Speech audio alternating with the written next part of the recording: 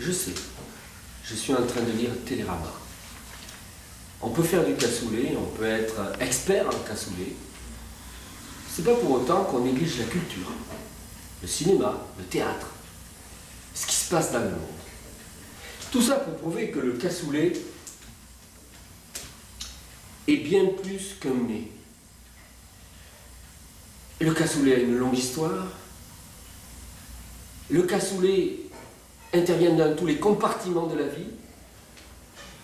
Le cassoulet est peut-être un aboutissement de civilisation. Et c'est ce à quoi je vais m'atteler dans le cadre de cette soirée à laquelle vous êtes conviés. Et vous verrez que cet instant que nous partageons ensemble va bien au-delà de ce que vous pouviez imaginer. Alors, un peu d'histoire. D'où vient le cassoulet?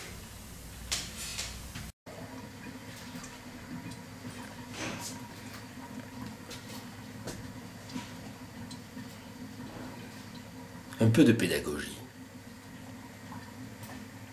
Vous pensez certainement que le cassoulet vient de la boîte. Historiquement, non. Le cassoulet est arrivé dans la boîte bien plus tard.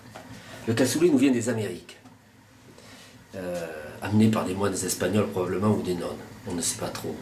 Et après le traité des Pyrénées, lorsque Louis XIV a épousé l'infante à Saint-Jean-de-Luz, sont arrivés, à côté du cassoulet évidemment, d'autres produits. Mais le cassoulet, lui, a eu un parcours un peu particulier.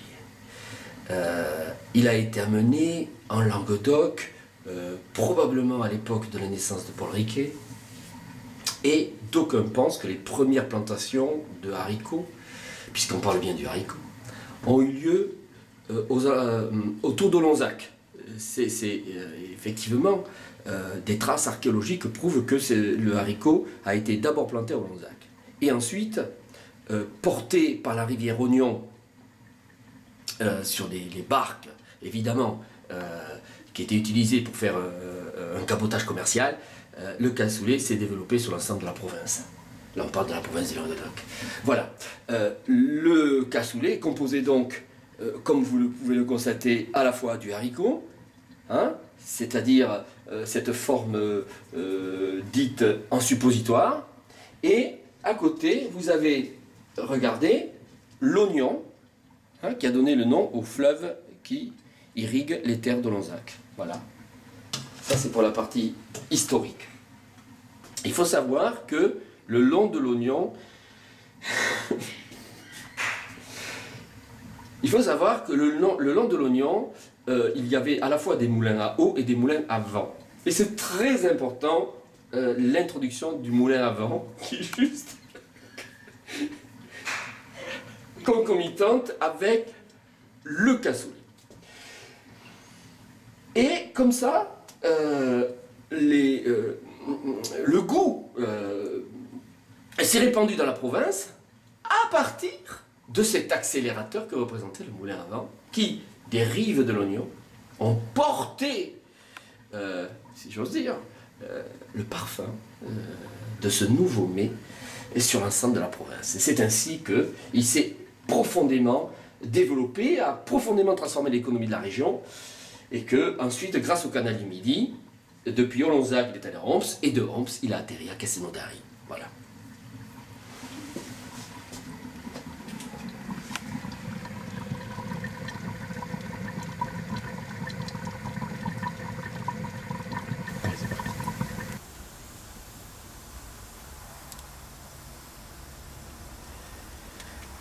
Du commencement à la fin,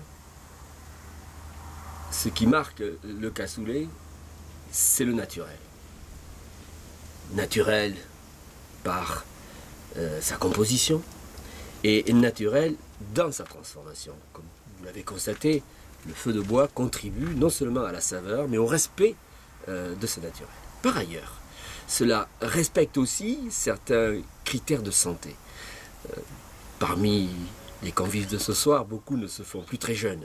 Ce n'est pas leur faire insulte que de parler du temps qui passe. Bien. Alors ces derniers sont évidemment inquiets de tels petits soucis qui peuvent subvenir. On pense aux problèmes colorectaux, la tension artérielle, le cœur, bref. Sachez que le cassoulet apporte à tout cela des réponses extrêmement intéressantes. Il prévient les incidents cardiovasculaires.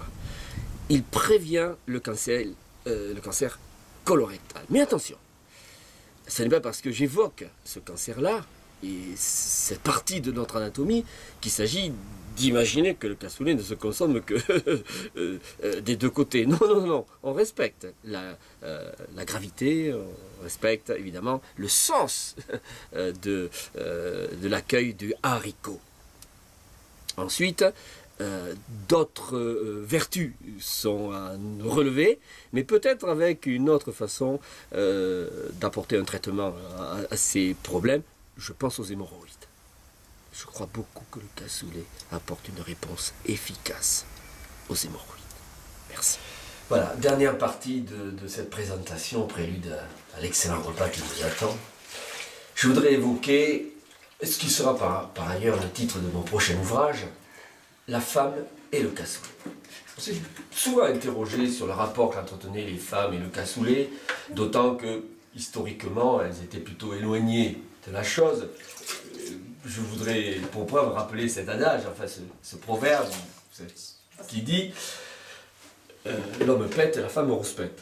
Et donc, pas évident d'intégrer la femme dans le processus. Pour ça, je voudrais aujourd'hui quand même, et ce sera un des thèmes de mon ouvrage, lui rendre hommage. Comme vous pouvez le constater, ici il y a une femme, et là il y a un cassoulet. Vous voyez, ça fonctionne. Et tout l'après-midi durant, avec une collaboration efficace, avec beaucoup d'abnégation aussi, eh bien, la femme a joué un rôle extraordinaire. Oh, il est clair qu'il y avait un moyen d'amener la femme au cassoulet. Voilà, c'est le goût de la femme pour la saucisse. Et ce goût de la femme pour la saucisse a permis de faire la médiation avec le cassoulet. Je vous remercie. Bon appétit à tous.